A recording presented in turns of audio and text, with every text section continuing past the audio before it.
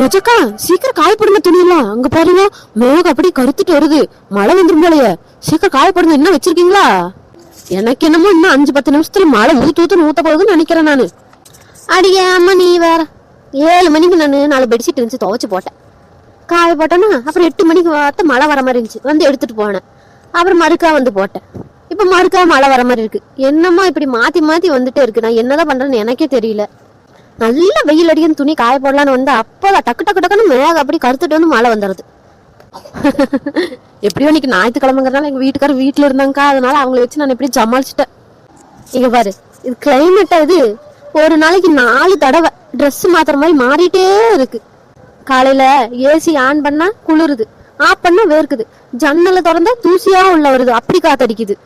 ஜன்னலை சாத்தி வச்சா குழுக்கமா இருக்கு. என்னதான் பண்ணுவேன்? நானும் போன்ல தான் பார்த்த வெதர் எப்படி இருக்கு என்னன்னு பார்த்துதான் துணி காய போட வந்தேன். ஆனா அதுக்கு மாறாதான்னு இருக்குது. அக்கா அங்க பாருங்க, நான் சொன்னேன்ல மழை வந்துருச்சு. எனக்கு தான் தெரியுமே இப்படிதான் நடக்குன்னு. சரிக்கா இருங்க, நானும் போய் வேலையை பார்க்கணும், மழை வேற வருதுல்ல.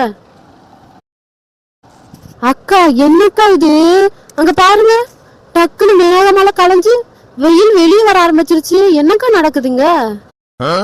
அட போப்பா, இனிமேல் நான் இந்த துணியை காய போடவும் மாட்டேன், எடுக்கவும் மாட்டேன், அப்படியே இருக்கட்டும். இந்த கிளைமேட் கூட ஓடி பிடிச்சி விளையாண்டு எனக்கு 2 கிலோ குறைஞ்சிருக்கும். நான் வாஷிங் மிஷின்லயே ட்ரையர்ல போட்டு காய வச்சுக்கிறேன், என்னால முடியாது சாமி.